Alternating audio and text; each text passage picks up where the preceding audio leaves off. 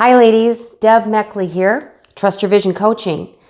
Let's talk today about what stops us, what slows us down, what even prevents us from having this desired outcome, this life that we desire. Or maybe as I talk about doing that one thing. We all have this part of us that has a conversation with us. It's a part of us that typically we've spent most of our lives resisting. We don't particularly care for her because she's usually slowing us down or stopping us or talking us out of doing something that we desire to do. You know, that habit that we decide that we want to change and replace with a new habit, and all of a sudden we're mindlessly doing the same thing again. Having this conversation with her, to the point of saying, stop, I don't want to hear it anymore. Leave me alone. Well, the truth is, that is our ego, and our ego is part of us. We've been taught throughout our lives that it is this evil part of us, that it is separate from us. And that's not true. It's not. It is a part of us, and we need to have a different relationship with it.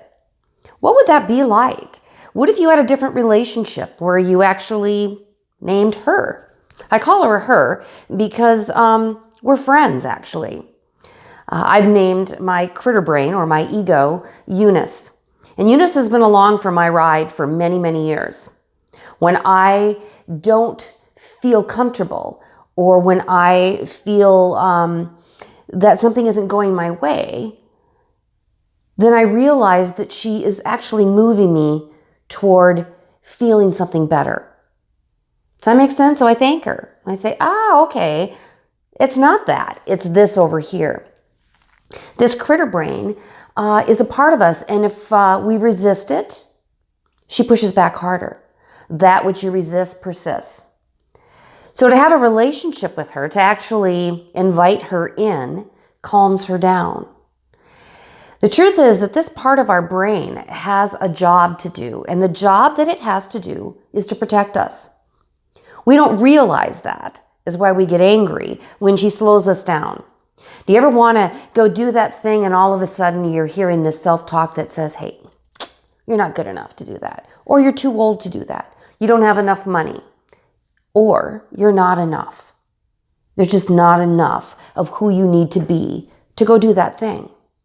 Then we get upset and we push back, and then we just say forget it, because we think it's easier to just say forget it. Well, what if you understood that she's trying to protect you? You see, there is a part of our brain, the fight or flight. I know you've all heard about that. The flight where you want to run, take off, or you freeze. And she's a part of that. There's a trigger. There's a chemical reaction that happens when something physical takes place with you, when you get excited or you get fearful. The thing is that excitement and fear trigger the exact same physical response. The heart rate goes up, blood pressure rises, breathing changes. You might get a little bit of sweaty palm or nervousness. So she jumps in to grab you, to hold you, to bring you back into that little circle that's comfortable, that feels familiar, that says, we're okay. We're going to stay right here. Everything's going to be fine. I'm going to bring you back, pull you back in, and then everything stops. And you don't accomplish what it was that you might have set out to do. So she doesn't know the difference, whether you are running toward that career move that's exciting you, or the cutest guy in the universe, or if you're running from the grizzly bear back here, because you have the same physical reaction, creating a chemical reaction that she kicks in and says, oh my God, you could die. I need to pull you back. So once you realize that she's protecting you, you can thank her. But you can't push her away anymore because it doesn't work. She's a part of you. So I say, you have to stay in the driver's seat. You need to put her in the passenger seat and bring her along for the ride. It calms her down, it soothes her, and it lets her have a new experience to see that, oh, this is excitement. It actually feels good. I'm going to live through it. I'm not going to die. But let me caution you. You can't put her in the back seat because she doesn't like it. Put her alongside you. You stay in the driver's seat. Let's give her a name, bring her along for the ride, and have a new relationship with that part of you that stops you, slows down, and prevents you from being who you really want to be. Truth is, you came here. You came here to prosper. You came here to be excited, to enjoy life, to find joyful abundance.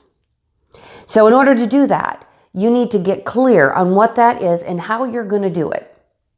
So have a new relationship, get clear, bring something new into your reality, and let's have fun with that. So until we talk again, think about who she is and how you could be different with her.